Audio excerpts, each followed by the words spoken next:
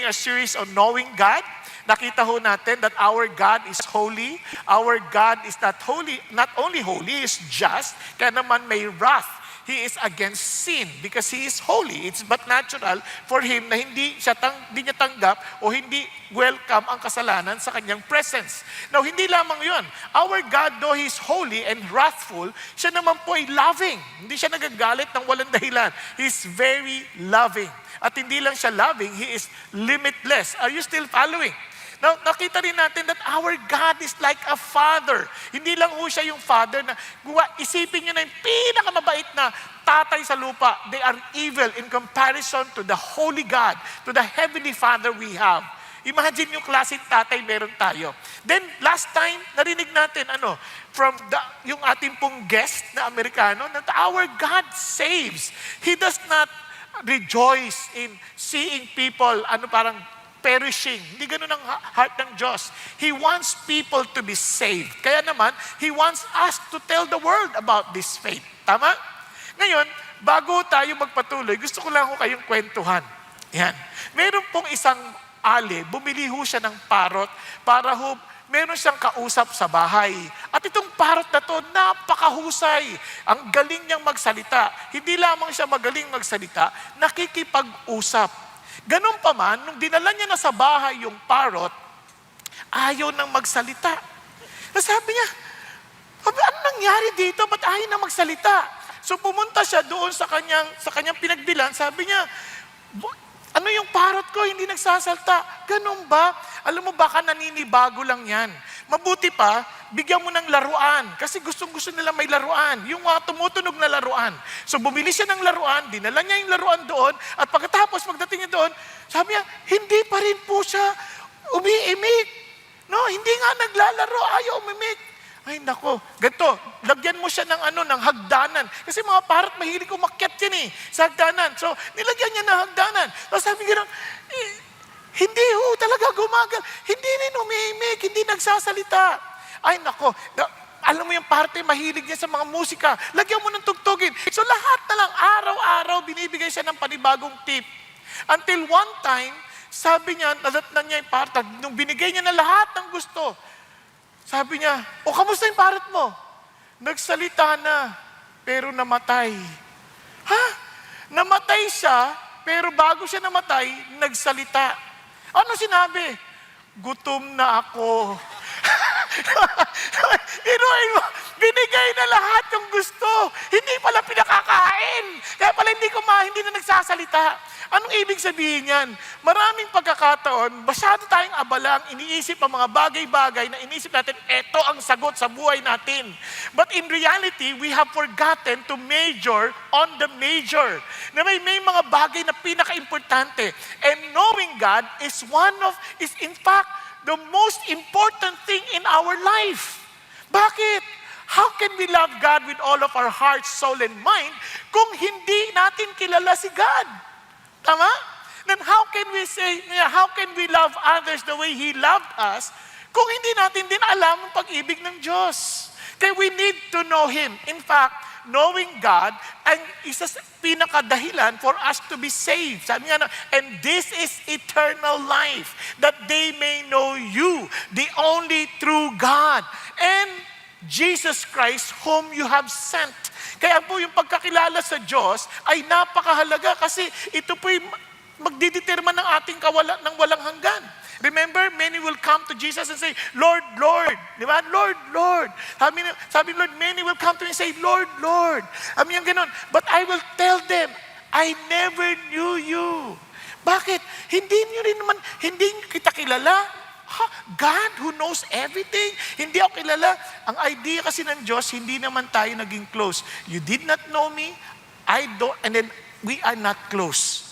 Kaya importante po yung knowing dito is not just a knowledgeable, parang mental knowledge, ito po yung experiential na alam mong close kami ni Lord. Naunawaan po natin. Kaya importante yung maintindihan natin. So ano nga yung sasabi ng Diyos sa atin? Imagine if we know that our God, who is holy, who is limitless, who is loving, who saves, ito po, ngayon araw na to, titingnan natin siya as our God who is faithful. siya ay tapat. Isipin niyo, anong ibig sabihin nun? Kung siya ay tapat, kahit anong pagsubok na pagdadaanan natin, itong sinasabi ng Panginoon. Kasi somebody told me, Pastor, ang tindi ng pagsubok ko sa buhay. Hindi ko alam paano ko haharapin. Ba't ganun ang Diyos? Kung magdala ng pagsubok, matindi. Remember, because of God's faithfulness, sabi niya, no temptation has overtaken you, but as such is as common to man. Kung may mga pagsubok man, yan ay common sa lahat. At ano sabi niya? And God is faithful, who will not allow you to be tempted beyond what you are able. Sino sa inyo may mga pagsubok sa buhay? Praise God, yung walang pagsubok, mamaya. And mamaya makikita niyo yung katapatan ng Diyos. What I'm saying is this, anumang pagsubok na pinagdadaanan mo, remember this, kaya mo yan. Bakit? God is faithful that He will not let you be tempted beyond your strength. God concerned sa atin. He did not allow temptation to come just to destroy us. He gave us the temptation. Ano sabi? But the temptation will provide the way of escape also so that you will be able to endure it. Kung meron mang pagsubok na pinahintulot ng Diyos na mangyari sa buhay natin, yan ay para tayo'y magtagumpay. Hindi para tayo sirain, hindi para tayo'y palugbukin, kundi sabi ng Panginoon, it is for us to overcome it. For us not only to endure it. Di ba ang sarap na ganoon? Bakit kamo? Because God is faithful. So what does it mean? In Deuteronomy, sabi, know therefore that the Lord your God, He is God. Look at the words. The faithful God. Anong ibig sabihin nun? Who keeps His covenant. Kapag may pinangako ang Diyos at nakipagtipanan ng Diyos, hindi, sabi niya, gaganapin niya yon. Whatever He promised His people, He will accomplish it. Now, alam niyo po, madaling mangako. Kahit sino man tayo, kaya nating mangako. Ang tanong, kaya ba nating ipatupad yung ating pangako? Kasi minsan, hindi natin kontrolado mga bagay-bagay. At wala tayong kapangyarihan para tuparin. Dahil, kunyari lang, mangako tayo na, hindi ako a-absent kahit kailan. Pagdating sa anong gawin natin, hindi ako a-absent. Darating at darating ako. Bigla kang nasiraan sa daan. Di ba? Hindi mo kontrolado yan. Biglang may nagrally. Hindi mo kontrolado yan. Bigla kang binaha hanggang leeg. Hindi mo kontrolado yan. So, sabi mo, paano na to? Sa totoo lang, nagulat nga po ako. There was a time, nagdadrive po ako. Ang lakas ng ulan. Sabi ko, pagdaan ko, wala pang tubig. Mami, tumataas na. Sabi ko, Panginoon, paano ako makakalis dito? Di ba? Kasi kahit man marunong ako lumangoy, hindi ko naman kaya iligtas yung sasakyan. Ang hirap naman doon, di ba? Parang, sabi ko, paano ito gagawin? Parang, tapos pataas. I was praying, Lord, tulungan mo ako. Maitawid ko to. And by the grace of God, nakatawid ako. Kanya lang, iniisip ko lang, ganon katindi ngayon, pati pagbaha. Hindi, ang bilis niya, tumaas. Sabi ko, wow. Kaya doon maintindihan na minsan kahit ipangako mo, wala ka namang kakayanang pigilan ang mga pangyayari para matupad lahat ng pangako natin. But our God who is so powerful and who is so perfect, nobody can stop Him in accomplishing whatever He promised to do. Yun ang ating Diyos. Kaya pag sinabing faithful si God, hindi nakakalimot sa pangako, kaya niyang ipatupad ang kanyang ipinangako. Amen po? Kaya yun ang ating Panginoon. Tama, His loving kindness to 1,000 generations with those who love Him and keep His commandments. So in other words, when we say God is faithful, He is unchanging, eternal reliability to keep His promises. Maaasahan mo siya. He always acts consistently with His word, with promises, and His character. Hindi siya gagawa ng anumang bagay na salungat sa kanyang karakter. And He's utterly dependable, never failing or forgetting, always keeps His promises. Hindi siya nakakalimot. Bakit sa Bible laging He remembered? He remembered. It is one way of telling us that He also understands our language. Ginagamit niya yung salita na naiintindihan natin because He is faithful. Amen po? Now, Sa 2 Timothy, ano sabi ng Bible? If we are faithless, He remain faithful, for He cannot deny Himself. Ano sinasabi ng Diyos? Yung faithfulness ng Diyos, hindi dependent sa faithfulness natin. Ito'y dependent sa kanyang character, hindi dependent sa character natin. Naalala niyo yung kwento ng limitless God when Peter had to walk on the water? Naalala niyo yun? Di ba? Lumakad eh. Ang lakas ng bagyo lumalakad sa ganun. Siyempre, imagine niyo bumabagyo yun Kaya paghakbang pa lang niya, ang lakas. Habang naglalakad ka, siguro, nung nakatingin siya kay Jesus, nakakalakad siya. Ang lupit. Gumaganong-ganong pa wow. Parang, gumaganong-ganong siya. Kasi Lord, kasi siyempre, ano siya, ano yan. Tapos biglang, eto na, nakatingin siya kay Jesus. Tumama yung alon. Kaya pinapatingin siya sa iba. Tapos nakita niya, ang laki. Nawala yung tingin niya kay Jesus. Lubog. Tingnan niyo yung faithfulness ni Lord. He lost sight of Jesus, but Jesus never lost sight of Him.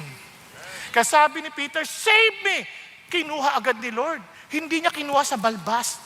Ano ka ba? Andito ako. Hindi, kinuha niya taga sa kamay. Kasi yung balbas, lutang yun, di ba? Hindi, kinuha sa kamay. Sabi niya, bakit ka nagduda? Sa ating pag binabasa natin, ba't ka nagduda? Parang, hindi. Hinawakan niya. Well, hindi narinig sa lakas ng agos. Ba't ka nagduda? Pabulo. Andito ako. Di ba? Tapos dinala niya. Naglakad na sila pabalik sa bangka. Nakuha ninyo? Kaya alam niyo, ganun ka-faithful ang Diyos. His faithfulness is not dependent on us. He's entirely dependent on who God is. Are you following? Now, alam niyo, ang sarap pong isipin na kaya naman, sa Bible, binigyan niya tayo ng halimbawa. How should we respond to His faithfulness? Now you know that our God is faithful. Paano ka tutugon sa faithfulness? And God gave us an example na ginaya niya. Kasi sabi niya, katulad ni Abraham. Sabi niya, look to Abraham, your father. Tingnan mo si Abraham. And to Sarah who gave birth to you in pain. Sabi niya, when he was but one, nung nag-iisa lang siya, tinawag ko siya. Hindi ko siya tinawag dahil marami na sila. Hindi ko siya tinawag dahil makapangyarihan sila. Hindi. Nag-iisa lang siya, tinawag ko siya. And sabi niya, and look at this, I blessed him. Pinagpala ko siya and multiplied him. And look at you now. Sabi niya, I'm giving you an example. I'm trying to tell you this. Itong Israelites na to, they were too small. But God wants to bless them. God wants to multiply them. When we became Christians, we're too few. When God said, go and multiply, and go and make disciples of all nations, Lord, ang konti lang nun, lalabing dalawa. O kaya, Lord, mayroon pang 120 sa Acts. They're too small, but I want to bless them. I want to multiply them because I want them all to experience my grace, my faithfulness, my love, my holiness. Nakuha po that they may experience that I am the limitless God they're looking for. Naunawaan po? Kaya yun ang heart ng Diyos. And look at this. And why did God choose Abraham? Ano sabi niya? I have chosen him so that he may command his children and his household after him to keep the way of the Lord by doing righteousness and justice. Why? Because God is faithful. Yung instruction niya kay Abraham will bless him. Yung instruction niya kay Abraham will bless his descendants. Kasi sabi niya, I want them, the children, to follow him. And sabi niya, to follow the ways of righteousness and justice so that the Lord may bring upon Abraham what he has spoken about him. Na lahat ng ni-reveal ng Diyos kay Abraham about himself, makita lang mangyari. Alam niyo po bang, si Abraham is a very good example, kaya naman, ganun din ang sinabi ni Jesus sa atin, you did not choose me, but I chose you, and appointed you to bear much fruit, and that your fruit will remain. Yun ang sabi ng Lord. Yun ang heart ng Diyos. Sino ba sa atin ang gustong ang buhay natin walang kabunga-bunga? Meron ba? O sino dito ang buhay niyo mabunga? Saan talaga kayo? Ayaw niyo nang may bunga. Ayaw niyo mabunga. Anong gusto niyo? Di ba? Ulitin ko. Sino sa inyo gusto yung buhay niyo may saysay? Di ba? Walang taong matino na ayaw lang magkaroon ng saysay ang kanilang buhay. And God Himself said, I chose you and appointed you. Hindi ikaw namili sa akin, ako namili sa iyo. Okay, sabi mo sa katabi mo, pinili ka ni God. In-appoint ka ni God to bear fruit and that your fruit will remain. Hindi niya piniling magbunga ka lang at hindi matutuloy, mabububot lang, malalaglag lang, masasayang lang. Hindi. That your fruit will remain. Kasi sabi niya, ask the Father anything that you need in order for you to be fruitful. And, sabi niya, He will give it, I will grant it to you. Bakit? Gusto kanya may mabunga eh. Now, alam po ninyo, minsan nakakalungkot po, no? Tayo po hinahamon, very revealing po kapag nangyari sa atin. Tingnan niyo po yung mga ghost projects na po. Very revealing. Bakit ko sinabi?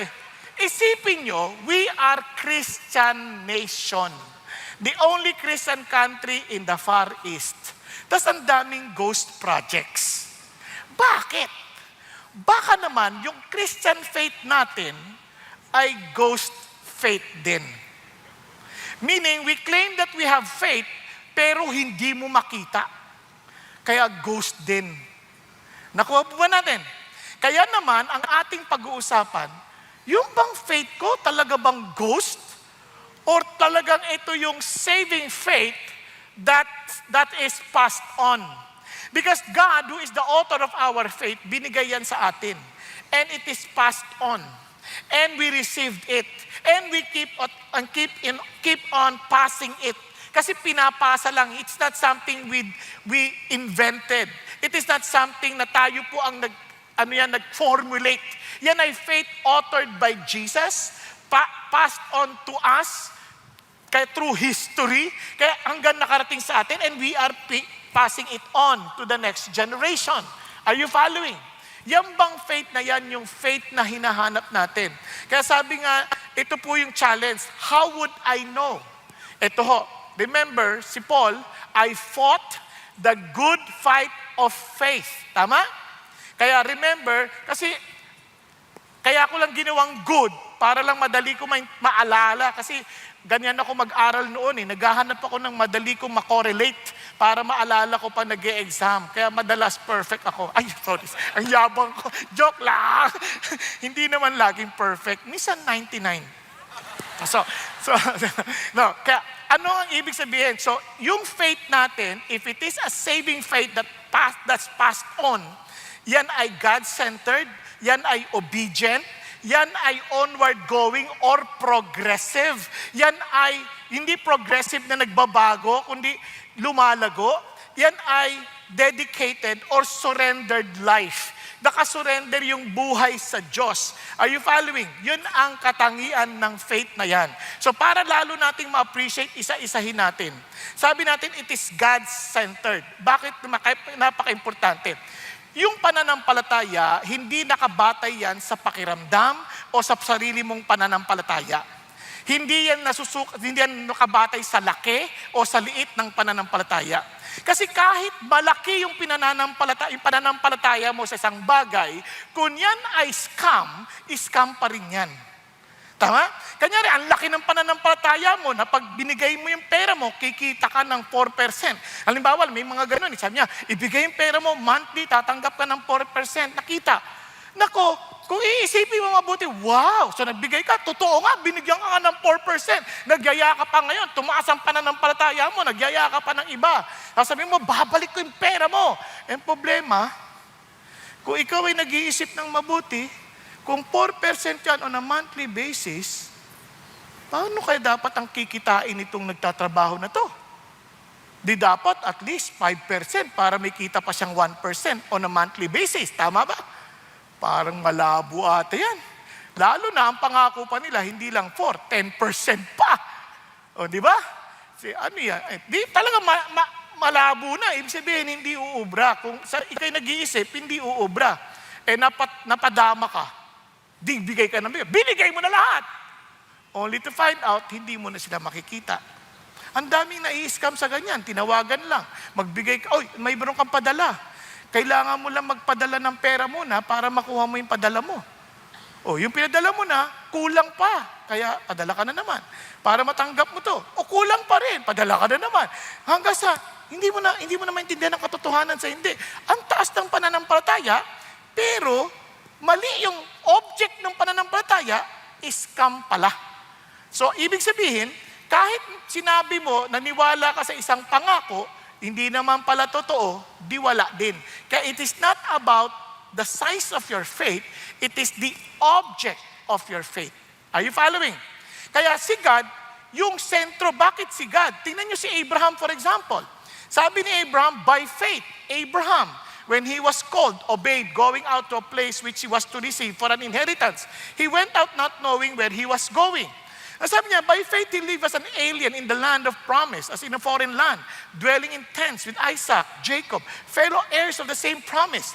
Bakit siya willing to go to that kind of life? Tingnan niyo, sabi niya, for he was looking for the city with which has foundation, whose architect and builder is God. Ibig sabihin, yung kanyang faith nakatuon doon sa kay God. I'm looking for a city na ang architect at ang builder, si God. Si God ang hinahanap ko. Bakit kamo? Sa buhay na to, we are all looking for a home. We are looking, anong pag sinabi mong home, it's a picture of yung, ay, ito na yung buhay. Relax na ako. I really felt I belong. I really felt I'm loved. I really felt that I found finally what life is really about. Naintindihan po? We are all looking for that. Ang problema, sa iba-iba natin kinukuha. Isip natin, ito, pag napangasawa ko na to, panalo na to. Pinakasalan mo, si Alma. Patay, umalma. Di ay palagay ko hindi si Alma. Si Lorna. Pumunta ka kay Lorna. Si Lorna, lumuluma na. Sabi niya, naku si Fe naman. Pagdating mo kay Fe, bang may konti, tumapang, ang bait-bait itong unang, ngayon, Fe! Iba na to. Siguro dapat si Maria. Pag-try mo kay Maria, hindi pa rin. Palagi ko wala talaga doon. Kay Mario kaya. So ano sinasabi ko? Everything in this life is temporary. Yung foundation, yung builder, hindi matibay. Lahat kulang sa bato, kulang sa bakal. Ano naman itong pinasabi? Walang tibay. Nakuha ninyo? At yun ang buhay ng marami. Akala ng iba, pera. So they want to earn money. Problema, money cannot satisfy. You can buy, sabi nga lang, you can buy a bed but not sleep. Tingnan mo yung katabi mo, walang bed, tulog. Yun ang blessing. Diba? Yun, iba nakakama pa, hindi makatulog. Diba? It's not money. Money can never give us that foundation we're looking for. We cannot find that. Ano pa? Ano ba sabihin natin? Maybe, kailangan ko lang, recognition. I want people to recognize me. Kahit pansinin ka ng tao, how many, famous actors, actresses committed suicide? They could not find the life and the home they're looking for. They need a city na yung foundation matibay. That no matter what happens, they can depend on it. Yun ang buhay natin. And only God can provide that. Isipin nyo, all throughout history, ang dami ng beses they attack the issues of God, but up to today, nothing can really stand over against it. Bakit? It is the only founded truth na hindi mo kailangang matakot kasi relax ka lang dahil yung katotohanan defended by God Himself. Nakuha ninyo? Kaya nga amazing to. Wala doon sa ito pa, tingnan nyo. Kaya naman si Abraham, look at this. He left this place. The Lord said to him, go forth from your country. Iwan mo yung bansa mo. Iwan mo yung relatives mo. Iwan mo yung bahay. Lord, iiwan ko sila. Tingnan nyo naman, ilang taon siya? 75 years old. Kumbaga, 75 years old na ako, Lord, Ang saya sa ko dito, established na ako. Living on my retirement pay, retirement benefits ng aking lahat ng pinagtrabahuhan. Why will I leave my family? Why will I leave my country? Andito mga barkada ko. Lord, why will I this? Why will I go to a place na hindi ko naman alam saan yun? Bakit? Bakit kaya? Alam niyo kung bakit? Gusto niyo malaman bakit? Nasa Bible din. Alam niyo pagdating sa Acts, matutuwa kayo. Hear me, brethren and fathers. The God of glory appeared to our father Abraham.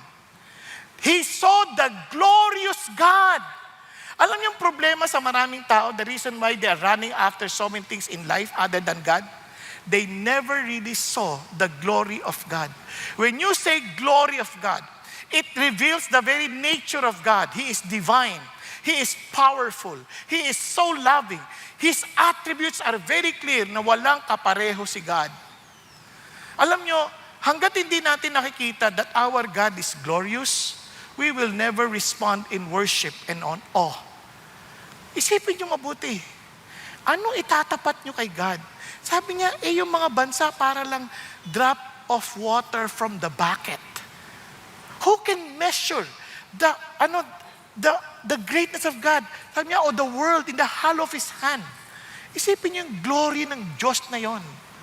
Kaya sabi ko, Lord, ang liit ng tingin namin sa inyo eh. Minsan ang tingin namin sa inyo, ang liit eh. Minsan mas malaki pa yung problema namin eh. Parang ganito. Alam niyo kung gaano kabigat ito? Sino nakakaalam ng bigat nito?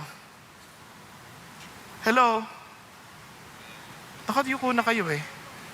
Huwag kayo mapikit. Gising mga kapatid! Alam niyo gaano kabigat ito? Sabi na, ano sabi yung isa? 300 grams, 100 grams. Alam niyo ang bigat na to wala ho sa gramo. Kung gaano ko to kayang itaas. Kung maghapon ko po itong nakataas na ganyan, mamayang konti, nagaganyan-ganyan na. Ang bigat. Tama? Ang tagal ko ng dawak eh. At alam nyo ba't hindi ko mabitawan minsan? Wala akong naiisip na pwede kong pagpatugan. But if you know that your problem is that small, dala mo lagi, and you know the glory of your God, at ibinigay mo kay God, cast all your cares upon Him, for He cares for you, bigla kang walang dala. Ang gaan ng buhay. Kanya lang natin madami sa atin, kulubot ang muka, lugmok ang buhay. Bakit? Kasi yung Diyos nila ang liit. Mas para bagang hindi nila mapagkatiwalang ipatong ang kalang napakaliit na problema na laging dala-dala. Naunawaan po? But if you know our God is glorious, paano siya ka-glorious? He saved us from eternal damnation. Kasi walang makakagawa niyan. Tingnan nyo, papakita ko sa inyo para lalo ho ninyo ma-appreciate. Tingnan nyo ha? Thus Abraham, ano sabi? Believed God. It was credited to him as righteousness. Look at this. Lahat tayo, all have sinned and come short of God's glory. Hindi tayo aabot. Ngayon, ang ginawa niya, because he believed God, wala naman siya, kundi maniwala ako sa Diyos na to. Susundin ko yung gusto niya kasi maniniwala ako sa Kanya. Ang sabi niya, it was credited to them as righteousness. Kasi ang idea nito, si Jesus died for our sin. Yung righteousness ni Jesus, kinredit sa atin. Parang accounting, debit, credit. Diba? Ako, accountant kasi ako eh. So, kapag ikaw yung taas yung debit, kailangan magpantayan para magka-balance, maging balanse. Kaya ang tawag dyan, balance sheet. Di ba? Sa ledger, merong debit, credit. Sa bawat debit, may credit. Ang problema, kulang yung righteousness sa righteousness ng Diyos. Hindi tatapat. Yung righteousness ng Diyos, infinite. Yung righteousness natin, finite. Paano tatapat? Ang layo ng agwat. Kaya, He placed the righteousness of Jesus upon us. Kasi Jesus is also infinite. Pumantay. Nagkakaintindihan. Nagbalanse. Kaya nga, He credited to Him His righteousness. It was not the goodness of Abraham. It was not the strength of Abraham. It was God who said, and credit to them, him is righteous. Tinapat niya, pinantay niya. Paano? Realize then that it is those who have faith who are children of Abraham. Lahat ng may ganong pananampalataya, anak siya ni Abraham. And look at this, the scripture foreseeing that God would justify the Gentiles, kasama tayo yung Gentiles, by faith, preached the gospel beforehand. To Abraham saying, all the nations will be blessed in you. Preach the gospel? What do you mean? Wala pa naman si Jesus nung time nung Genesis.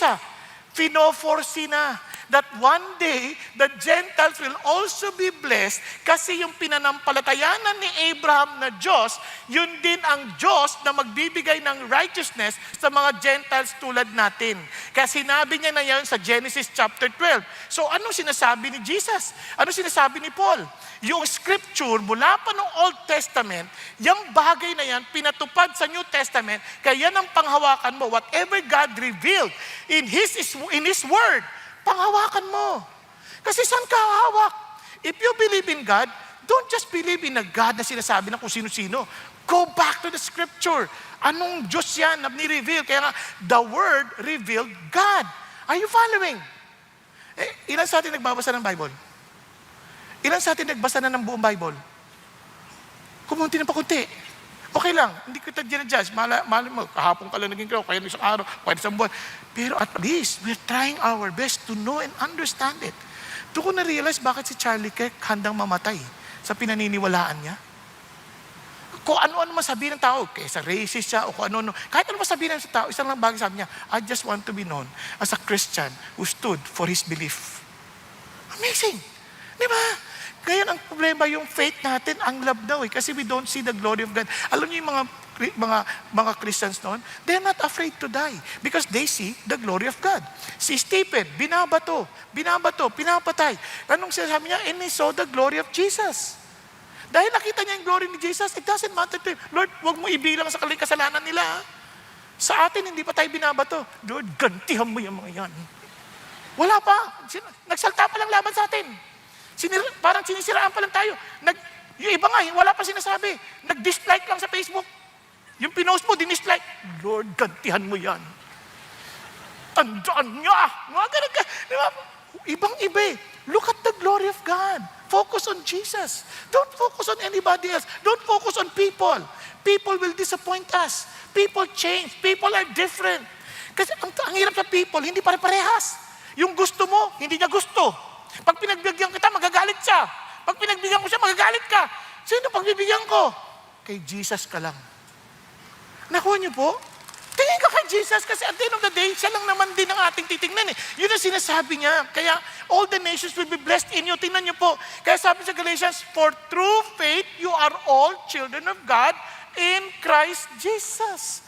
Tayo po ay naging tanggap sa Diyos, binilang niya tayong kabahagi ng pamilya, hindi dahil mabait ka, hindi dahil sa anumang mga pinagagawa mo in the past.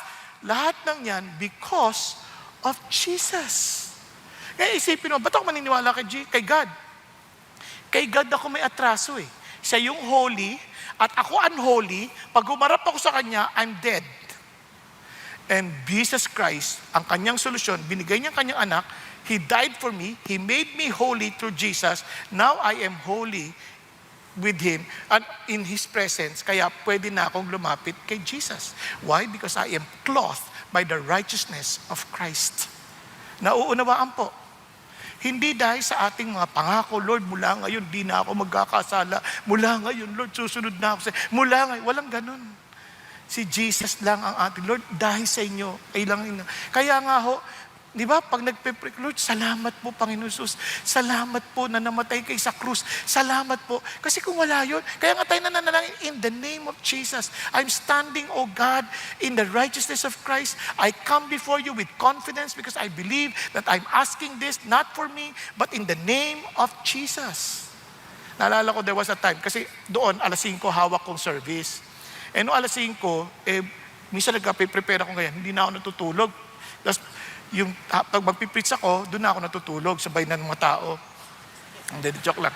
Di nag-LBM akong ganyan, nag-LBM ako. Di pagdating ko sa, Lord, pang-5 na to. Hindi ko na kaya. Tapos sabi, Lord, bakit hindi mo ipag-pray? Di ba may bubulong sa talaga, ba't di mo ipag-pray? Oo nga, ba't di ko nga pinag-pray? Panginoon, oy, tumigil ka na, please. In the name of Jesus. Tapos sabi nung parang may bubulong sa kabila, sa katakawan mo yan, ngayon, pa-pray-pray ka? Sabi niya, dapat lang sa'yo yan. Sabi, ganun, parang ganun, no? Di natauhan ako. Teka muna, hindi naman ako nagpe-pray dahil sa mabait ako eh. Nagpe-pray ako, o dahil hindi ako matakaw, nagpe-pray ako dahil sa pangalan ni Jesus, may trabaho kong gagawin and kailangan kong hindi na ako mag-suffer sa LBM. Alam mo, bilang parang umikot yung tiyan ko, hindi na ako dumumi. Ready na naman to fight. Nakuha ninyo? Because when we come to God, hindi na, kaya iba sa atin natatakot mag-pray. Kasi inisip natin, Lord, di mo naman ako pakikinggan eh. Ano ka ba? Hindi naman ikaw nananalangin dahil sa sarili mong katwiran eh. Nananalangin ka dahil sa katwiran ni Jesus. Amen? Nagkakaintindihan tayo? Ngayon, ito po, gusto ko lang po, kaya ito sabi niya, kaya lahat ng nananampalataya kay Jesus, sabi niya gano'n, tinan nyo, for true faith, you are all what? Children of God. In Christ Jesus. Hindi ka magiging anak ng Diyos, wala kay Kristo. You are always with Jesus. Ito sabi niya gano'n, for what does the scripture say? Abraham believed God, and it was credited to him as righteousness. Sabi niya, alam niyo, wala pa siya nagagawa noon, tinan niyo, but to the works, the wages are not credited as a favor, but what is due. Sabi niya, kung binigyan siya, ginawa siyang righteous, dahil may ginawa siya, hindi yun hindi yun credited lamang, yan ay hindi yan favor, yan ay bayad. Di ba? Halimbawa, kumanta si Renato, binigyan ko ng regalo, parang binigyan ko ng pera, o yan, 1,000. Bayad yun sa kanyang pagkanta. Tama ba? Pero wala pa siyang ginagawa, binigyan ko 1,000. Yun, favor yun. Yun ang sinasabi ni Lord. Yung by faith, binigay sa kanya, wala pa siyang ginagawa, wala pa siyang napapatunayan. But to the one who does not work, but believes in Him who justifies the ungodly, his faith is credited as righteousness. Amazing. Yung mismong pananampalataya niya, yun ang ibinilang na katwiran sa harapan ng Panginoon Diyos. Are you following? Okay? Now, kaya yung saving faith na to, nakatuon lamang kanino? Kay God. Dahil kay Jesus. Nagkakaintindihan? Tingnan niyo pa. Sabi niya, that is why it was credited to him as righteousness, but it was not for him alone that it was written that. It was credited to him. Hindi lang sa kanya. Sino pa? It was also for us, to whom it will be credited, who believe in the one who raised Jesus our Lord from the dead, who was handed over for our transgression and was raised for our justification. Bakit ka napawalan sala sa harapan ng Diyos? Hindi dahil sa iyo, kundi dahil kay Jesus, sa ginawa ni Jesus. At naniwala ka sa Diyos that raised Him up from the dead. Bakit? Kasi yung God, napaka-generic. But you will know the God of Abraham because He is the God who raised Jesus from the dead. Kaya hindi mo sila pwedeng paghiwalayin. Are you following? Andiyan pa ba kayo? Kapag sinabing God, walang Jesus, iba yon. Pero pag binanggit mo na si Jesus as His Son, oops, kaya iba ayaw na nila. Kasi isip nila, napaka-exclusive naman. Ano magagawa mo? Sa Diyos tayo nagkasala, siya nagbigay ng solusyon. May reklamo ka? May utang ka sa akin. Sabihin ko sa iyo, ito paraan para bayaran ako. May reklamo ka? Sa akin ka may utang eh. Ba't ipipilit mo yung gusto mo? Iba ganyan eh. May utang sa isang tao, 2 milyon, tapos ipagdadrive na lang kita. Kulang yan. Bibigyan kita ng kakanin. Kulang. 2 milyon utang mo. Bayaran mo ang 2 milyon plus interest. Di ba? Ganun naman ang buhay eh. Ganun din sa Diyos. Sabi niya, okay, hindi mo kayang bayaran, hindi mo kayang abot, yung anak ko, magtiwala ka sa kanya. Mahalin mo yung anak ko, tanggap kita. May reklamo ka? Hello? Nagkakaintindihan tayo. Parang masama loob niya eh. Kaya alam niyo, mas mahirap pong gawin yon kasi minsan tayo po sa yabang natin, gusto natin patunayan na karapat-dapat tayo sa langit.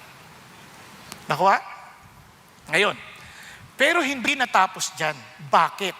Kasi, yung faith na yan, obedient. Obedient, sumusunod. Tingnan niyo si ulit ha.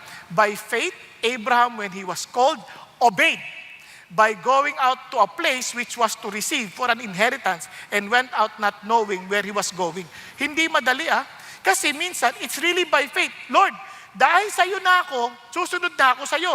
Paano ko yung pinag-uutos niya, hindi ko gusto? Paano yung pinag-uutos niya, parang hindi ako komportable?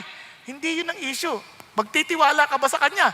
Dahil nagtitiwala ka sa Kanya, susunod ako na alam ko yung puso niya hindi para ako sirain, kundi para ako iligtas at mamuhay kasama niya. Tama ba?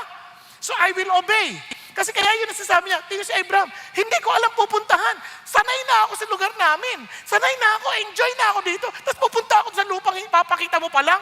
No man, wala naman ganyan. Ganun naman tayo Gusto natin, mga sigurista tayo, di ba? Kaya ang Christianity, yung pagsusunod ka, titingnan ko muna, if it works, susunod ako, magiging Christian ako. But if it does not work, sorry. Hindi ganun. It does not work that way. Dito, Lord, I will follow you. Because Christianity is not about me. It's about you. Are you following? For me to be reconciled to you. For me to live according to the very design and purpose that you have created me. That's Christianity. It's not about us. Minsan tuwing magbabasa tayo ng Bible, gusto natin, yung sasaya ako para sa akin. Hindi ganon. I am created for God, and the moment I become a Christian, I am back to what I am really designed to become. Kasi siya ang may design sa akin. Walang reklamo yun. Susunod ka. Yun ang Christian life. Nakuha? Andiyan pa kayo? Kasi minsan, pag sinagot ng Lord yung prayer ko, palagay ko, magiging Christian ako. Pag pinagaling na ako ni Lord, talagang dyan na ako. Aatin na talaga ako, kay Lord na ako. Hindi ganun. Binibili mo si Jesus. At akala mo naman si Jesus, mabibiling ka niya. Hindi, bayad ka na ng kanyang sariling buhay, tapos gusto mo pa ng dagdag na kabayaran, sobra ka na. Pero mapagmahal si Lord, naiintindihan niya ang ating hina. Minsan tutulungan niya tayo to help us to believe. But we are not to dictate to Him what we want, but He will tell us what He wants.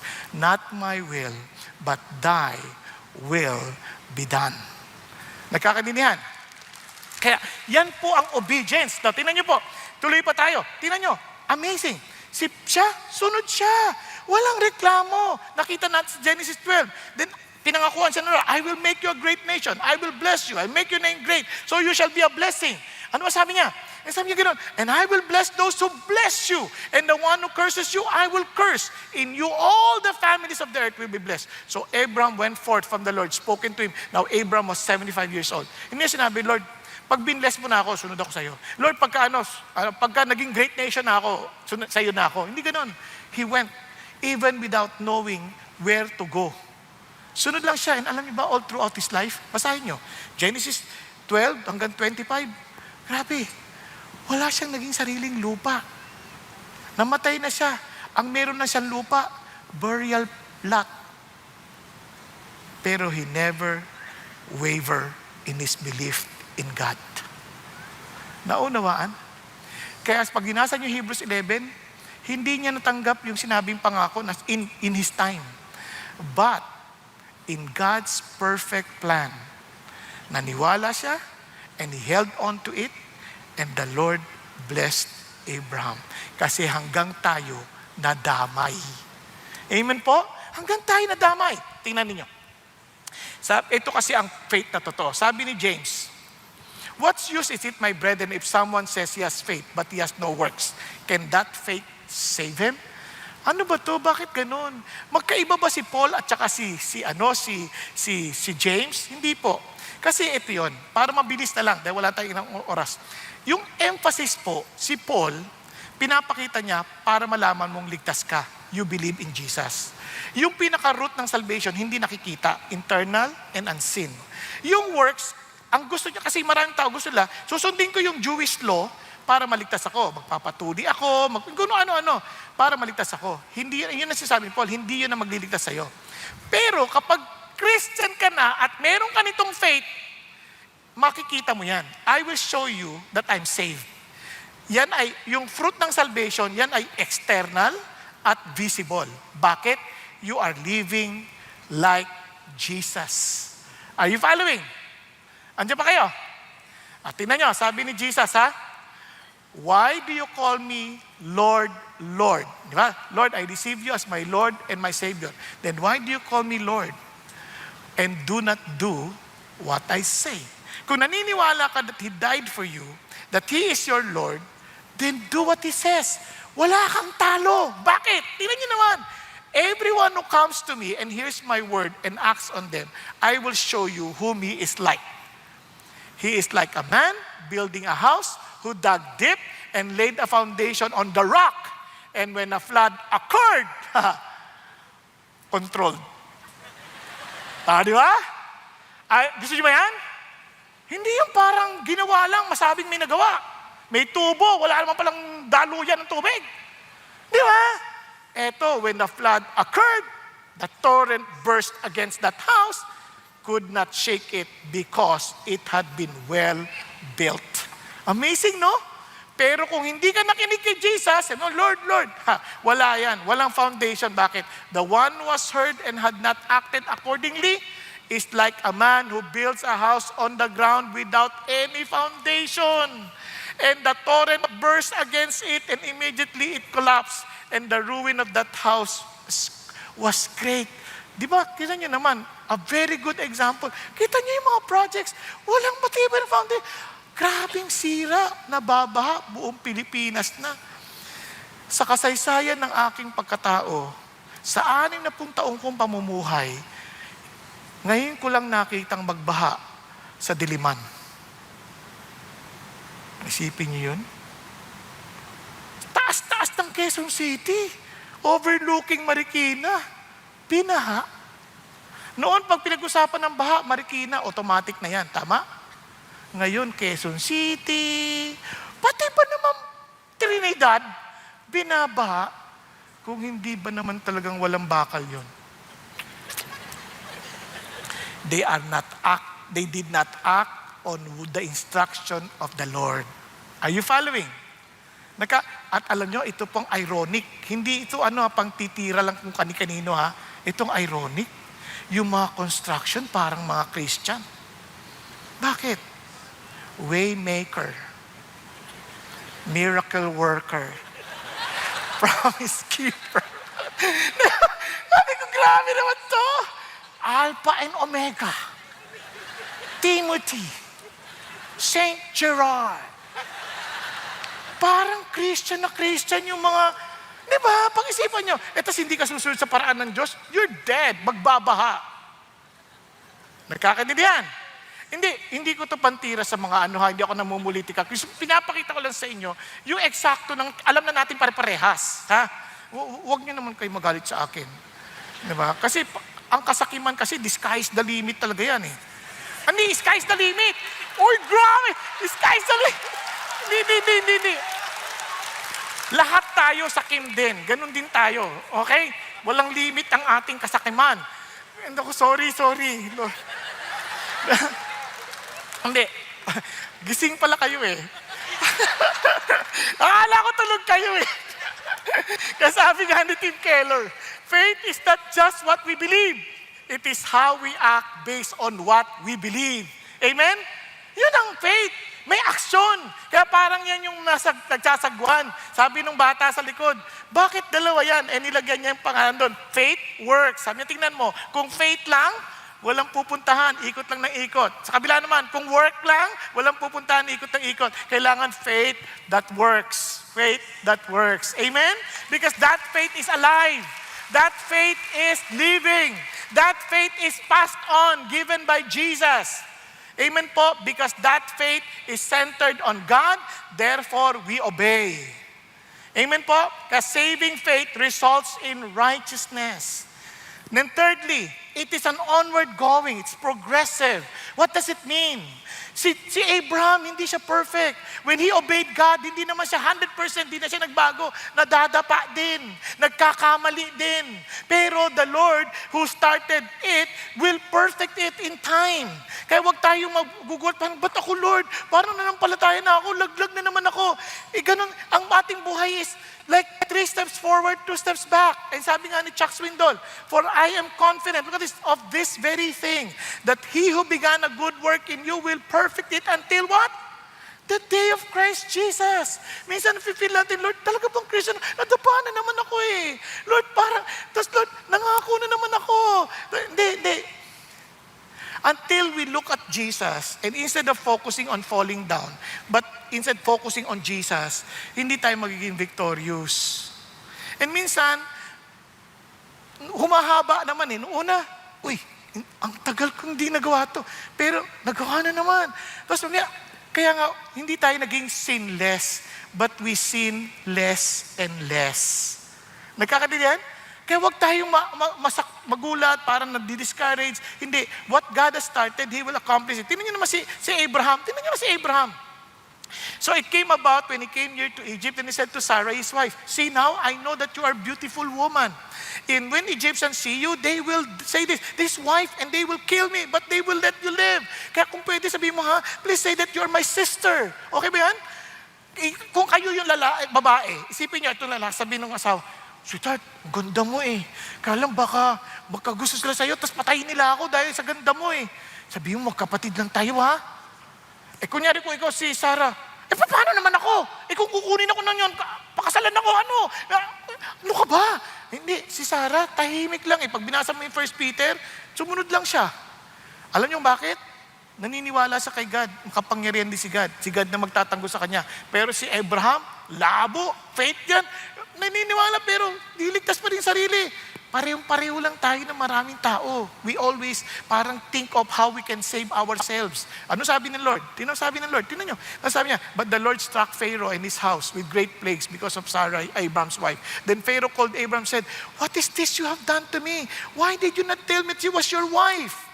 Why did you say she is my sister? Para sabi niya, ba't ka nagsinungaling? Muntik na kami, tayo sa'yo. Di ba? Siyempre, hindi naman ganun siguro ginawa ni Pharaoh. Ganyan. Muntik na kayo pahamak sa ginawa mo. Ba't ka nagsinungaling? Grabe ka. Di ba? Kaya ito naman po. Kaya sabi, ano ang excuse ni Abraham? Sabi niya, she's my sister, so alam mo, naulit-ulit yan. Naulit-ulit. Si Abimelech na naman. Hindi yun parang, nagsisi na ako, hindi nauulit. Naulit na naman. Then sabi naman ni God kay Abimelech in a dream by night, said to him, behold, you are dead man because of the woman whom we have taken for. She is married. Sabi niya, did he not himself say to me, she is my sister, and she herself said, he is my brother? In the integrity of my heart and the innocence of my hands, I have done this. Di ba? Di sinabi sa kanya, pinagalitan na naman. Sabi niya, then God said to him in the dream, yes, I know that in the integrity of your heart, you have done this, and I also kept you from sinning against me. Therefore, I did not let you touch her. And again, now, therefore, restore the man's wife, for he is a prophet. Prophet? Nagsisinungaling? Kasi nga, doon yung maintindihan yung faith na yan, nag-go-grow din. Hindi yan automatic na perfect ka na, hindi ka na magkakasala. Mag-go-grow din yan. Are you following? Okay? And sabi niya, but if you do not restore her, know that you shall surely die, and all of you are yours. Sabi niya, and all who are yours. Anong sagot ni Abraham? Bakit daw niya nagawa yun? Because I thought, surely there is no fear of God in this place, and they will kill me because of my wife. No fear of God? Ikaw, natakot ka ba? Di ba? What I'm trying to say is this. God still understands that we are work in progress. Okay po? Pakisabi sa tabi mo, alam ko nakatulog ka, pero you are still work in progress. Alright? You're still work in progress. Naintindihan ka ni Lord. Kaya gising ka na. Okay? Alright. Now, ganun din, nung nangako si Lord na magkakaanak siya, ang tagal. Wala pa rin, hindi pa rin nagkakaanak. Anong ginawa ni Sabi niya, Lord, si na lang. Sabi ng asawa, yun na katulong natin. Si Hagar na lang. Magkatapos, ano nangyari? Wala rin. Sabi niya, Lord, ano ka ba? Ba't di ka nagtitiwala? I will give you a son. And dahil doon, ano sinasabi ng Lord? Paano tayo mag-grow? Ano sabi ng Lord? So faith comes from hearing, hearing by the word of Christ. Do you want to grow in your faith? Always learn, listen, Read, hear, read, study, as in meditate, memorize, and apply the Word of God. Then you will grow. Because faith comes from hearing the words of Christ. Tuwing umaga po, make it your practice to meditate on God. Meditate on His Word. Para yung faith natin lalo lumalago. Amen po? Kasi minsan ang meditation natin kung ano-ano eh. Puro saksi. O kaya, di ba? Natatakot ka tuloy sa buhay eh. Wag, kay Lord ka tumingin. Okay ba?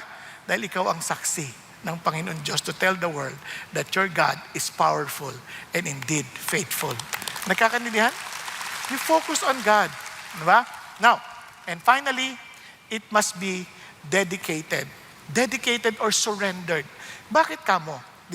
Then Abraham, look at this, fell on his face and laughed. Kasi sabi sa kanya ng mga anghel ng Diyos, magkakaanak ka na. Natawa siya. Sabi niya, will a child be born to a man 100 years old? 100 years old! Sino dito 100 years old? Wala, di ba? Wala naman siguro. Siguro sabi natin, 80? Kung 80, magkakaanak pa ba yan? Di ba parang, wow. I mean, and will Sarah, who is 90 years old, 90, bear a child? Apa, hindi na lang yan, wala nang asim. Sobrang asim na yan. Hindi, sorry. Hindi, kasi siyempre minsan pag sobrang, minsan pagpapaligo ka na paano kung di ka paliguan? Minsan parang maaakit ka pa ba niyan? Parang okay nung bata, yan, pag ginawa ko mo, parang kamay ang kutis, di ba? Yung mala porcelana. Ngayon pag-asawa, hinto ng hinto, di ba? Hinto ng hinto. Sabi nga ng isang babae, sabi niya, Dok, bakit ito yung asawa ko, hindi na ako pinapansin? Sabi niya, akitin mo. Magpakita ka ng pakita mo yung katawan mo sa kanya. Di naglakad, nang nakahubad. Yung asawa. Sabi ng asawa ng lalaki na nanonood ng TV, plantsahan mo nga yung damit mo. Nakuha ninyo, parang, hindi para insultuhin ng mga kababaihan. I'm just telling you, yun ang reality na lahat tayo, kumukulubot na. Di ba, kahit anong ingat natin, kahit pag BTY ka pa, hindi yan mananatiling ganyan. Talagang, tatanda nga, at lilipas din kayo. Ganun talaga ang buhay. Ganun talaga. Hindi natin mapipigilan yan. Yung iba nga nagulat ako, ikaw yung kaklasmate ko dati. Ganun, magugulat ka. Sa Facebook, ipa-itsura mo. Ipa-itsura sa Facebook eh. Sa personal, parang wow, walang filter. Parang, di ba? So, ganun din. Isipin mo, ang hirap naman nun. Paano naman magkakaanak pa yan? Now, Abraham, look at us, we're old, advanced in years, and Sarah stopped her menstrual period. Wala na, tuyo na to. Naku, hindi na to. So Sarah laughed to herself and said, now that I am worn out and my husband is old, and am I still to have sexual pleasure? Wala na yan. Pero sabi ng Lord, magkakaanak eh. What God is saying, don't look at your circumstances. Look at God. Just for you to be, again, attracted to a wife, miracle na. Nakuha ninyo? Every part of that childbearing, miracle na yon. Sobrang Diyos lang makakagawa nun. Naunawaan po? Ngayon ito sabi niya, but the Lord said to Abraham, why did Sarah laugh? And will I really bear a child, old as I am? Is anything too difficult for the Lord? Walang mahirap sa Diyos. Now at last, they were given a child at the age of 100. Can you imagine? As ang sunod na ginawa ni Lord, nakakagulat. Ito na. Sometime afterward, nanganak na, 25 years naghintay. Lumaki na si Isaac. Hindi natin alam kung gano'n na siya kalaki. May nagsasabi, 25 years old. May nagsasabi, mga 30 plus years old. I don't know. But God put Abraham to the test and said to him, yung faith mo, itetest pa rin. Hindi pa rin natapos doon. And here I am, he replied, take your son Isaac, your only one whom you love, and go to the land of Moriah. What? For the first time, marinig yung word na, whom you love. Meaning, this is someone so special to your heart, so close to your heart. Parang, Lord, yes, kung ikaw yung nakarinig, yes, Lord, your son Isaac, whom you love, yes, take him. Lord, okay, anong gagawin namin? Go to the land of Moriah, mamamasyal kami, yes, Lord, I will do that. Then offer him up as a burnt offerings. Kung ikaw yung tatay, anong reaction mo? Lord, totoo ba to? Ako niya? But alam niyo, nakinig lang siya. Sabi niya, on one of the heights that I will point out to you. Hindi mo na naman sasabihin agad. Ikaw, tuturo mo na naman.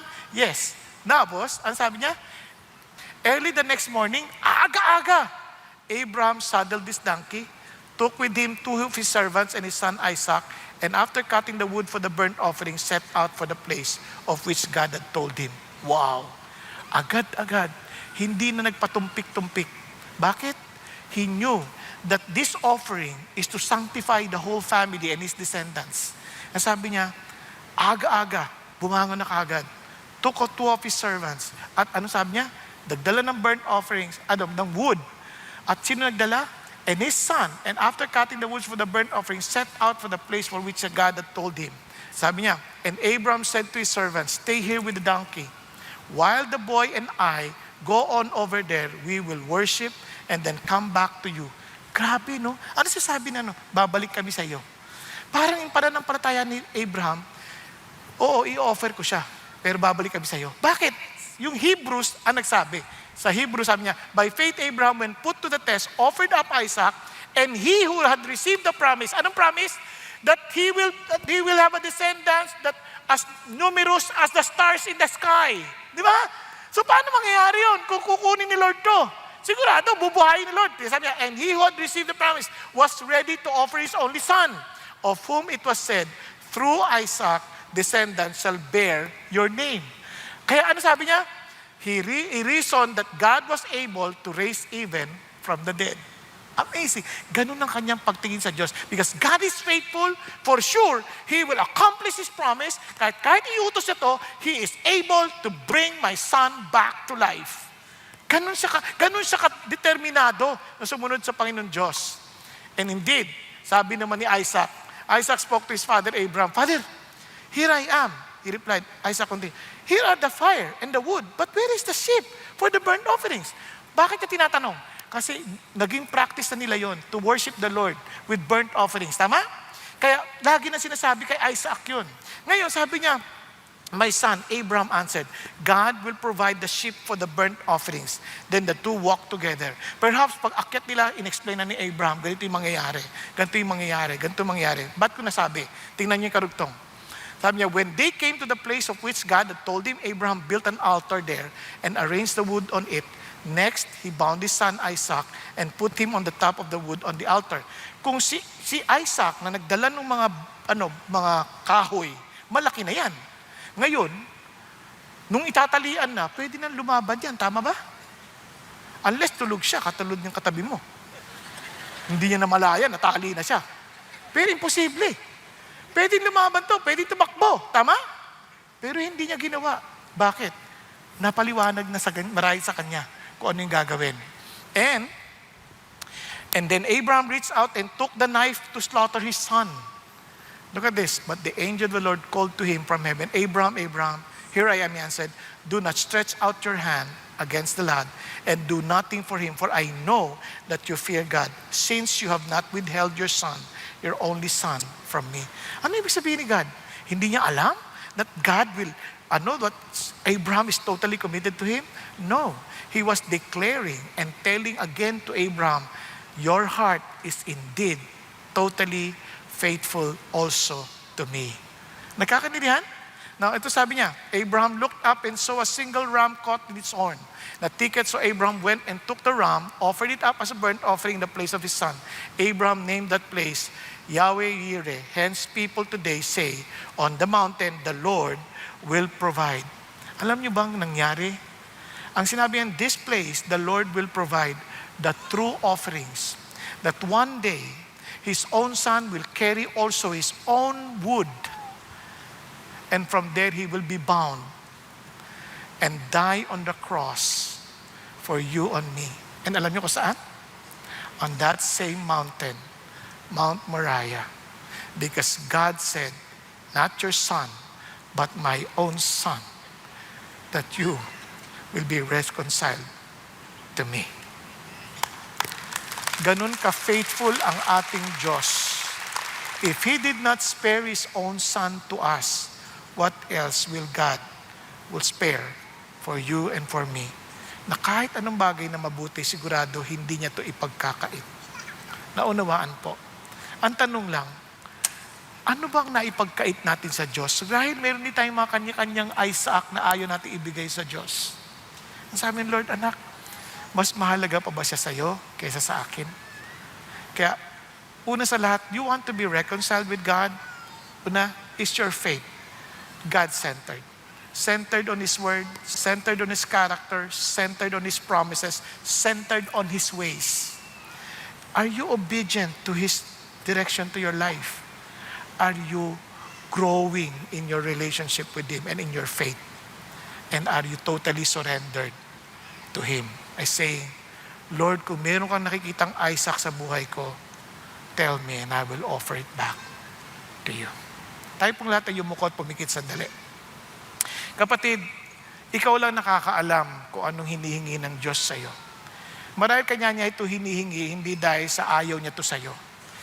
Inaalis niya ito sa'yo dahil alam niyang, gusto niyang maintindihan mo that there is no other place to be na kung saan merong matibay na foundation, kundi sa lugar where Jesus Christ where God is the architect and God is the builder. Kaya naman, alam niya na walang makakabigay sa iyo ng totoong buhay apart from Him alone. Wala siyang dapat katabi, wala siyang dapat kasama, kundi siya lamang.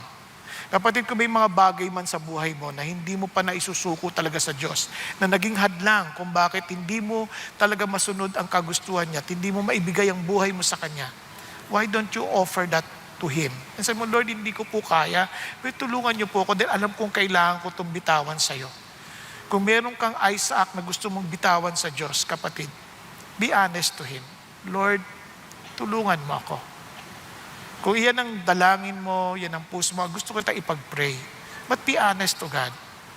Marahil boyfriend, marahil girlfriend, marahil trabahong hindi ka aya-aya sa Diyos, o marahil kasanayan o ginagawa mo na alam mong hindi nakakalugod sa Diyos. Eh naiisip mo, hindi ko kaya eh. Kaya naman, ibigay mo na sa Kanya.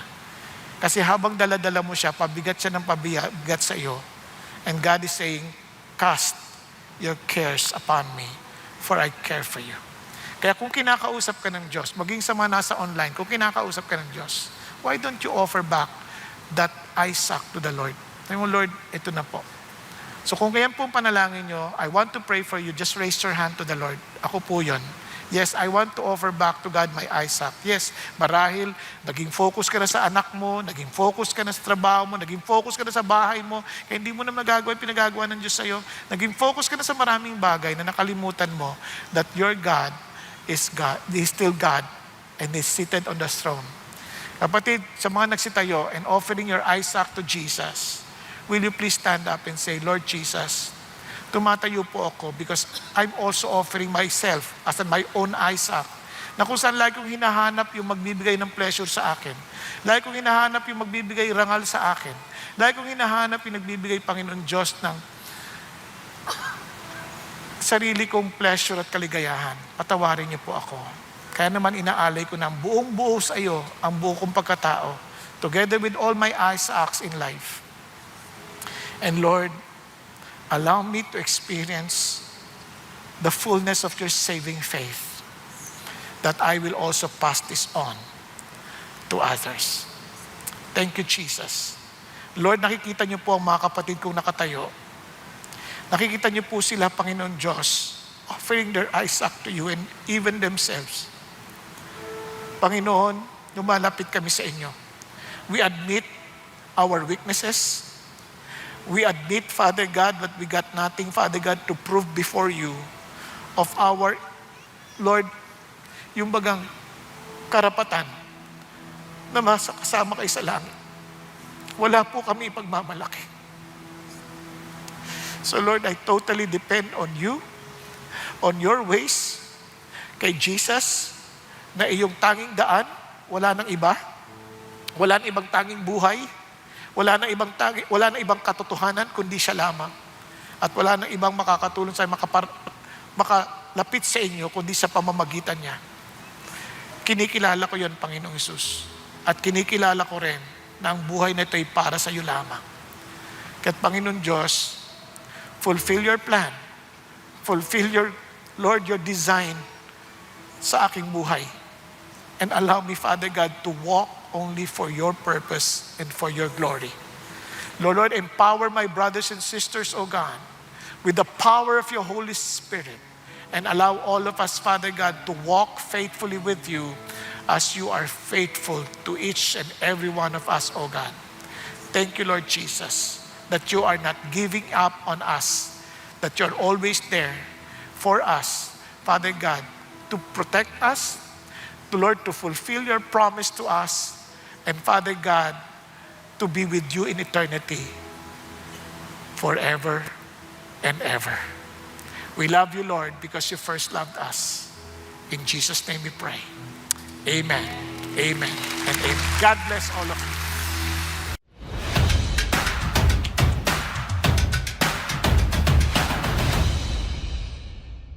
Magandang araw, CCF family! Welcome to Sunday Fast Track, where you ask real-life questions and we give you biblical truths. Ako po si Jeryl Orgasan mula sa Big Exalt Ministry at kasama po natin ang atin pong speaker na si Pastor Bong Saking upang sagutin ang inyong mga katanungan. Magandang araw po, Pastor Bong. Kamusta po? Magandang araw sa iyo, Jerry. Mabuti naman sa biyaya ng Diyos. Praise God. So maraming salamat po, Pastor Bong, sa inyo pong mensahe sa amin tungkol sa pananampalatayang na ipapasa po sa susunod na henerasyon. So, handa na po ba kayo sa aming mga katanungan? Sige po.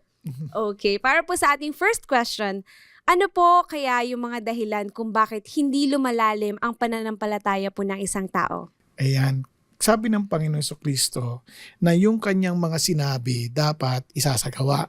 Kaya minsan hindi tayo lumalago. Una, hindi natin inaalam yung sinasabi ni Jesus. Kaya sabi nga, faith comes from hearing, hearing the word of Christ. Ngayon, habang nakikinig ka at lumalago yung iyong relationship kay Jesus at sa Diyos, di ba? Siyempre, kasi yung faith nakabatay sa Diyos eh. So, kailangan lumago yung pagkakilala mo sa Diyos. At pag lumago yung pagkakilala mo sa Diyos, ipamuhay mo. Kasi kailangan magsumunod ka sa paraan niya. Kaya nga, I've been crucified with Christ. It is no longer I who live, but Christ who lives in me. Tinan mo, sabi niya, and the life I now live in the flesh, I live by faith in the Son of God who loved me and gave Himself for me. Kasi every day of our lives, we are being given choices. Am I going to trust Jesus? Or am I going to trust my own ways? Yan. So from there, makita mo yung resulta ng pagsunod mo kay Jesus. Kasi i-bless niya yung salita niya, susuporta niya yung salita niya. And the moment na nakita mo na yun, lalago yung faith mo lalo kay God. And lalo mong makikita, ganito pala si God. Tapos lalo mo parang nagtitiwala ngayon. Siyempre, umaangat din yung mga challenges. Tapos lalo mo naman, lalong nagtitiwala ka sa Kanya kasi nakita mo na sa iyong mga previous na lakarin. Ayun. It's ano po, no, by hearing and really obeying God's word po. Kasi kailangan you take His word for it eh. Yes po. Para naman po sa ating pangalawang katanungan, Pastor. So, base po ito sa inyo pong personal na buhay, ano po kaya yung nakikita nyo pong pinakamahalagang bagay na maipasa sa susunod na henerasyon? Ayun. Nauna, ma-reconcile sila kay God through Jesus Christ. Sabi nga, be reconciled to Jesus, to God, through the death of His Son, Jesus Christ, our Lord. Kasi, unless na ma-experience natin yung peace with God, mahirap nating ma-experience yung peace of God. So kung mayroon tayong papasa, first is to be reconciled with God, to experience the peace with God. Then, doon may experience mo yung peace of God naman that surpasses all understanding.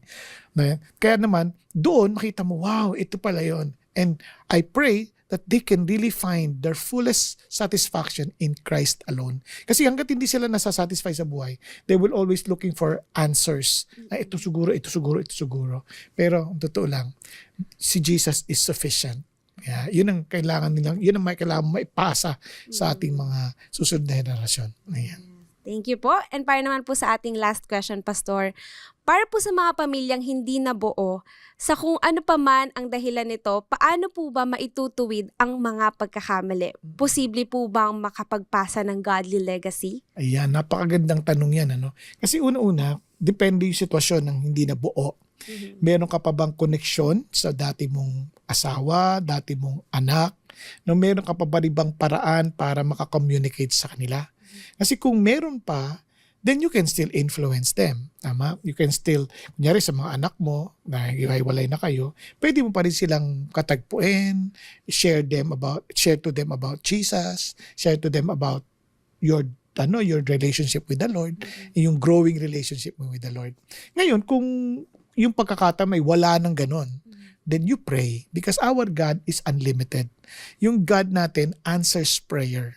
Kaya ipag-pray mo, labanan mo sa panalangin, then let God give you the opportunity para maabot mo sila ulit, para madala mo sa kanila rin yung pananampalatayang natanggap mo na ipinapasa mo rin sa kanila. Maraming salamat po, Pastor Bong, sa pagsagot ng aming mga katanungan. And that's it for CCF Sunday Fast Track. God bless everyone.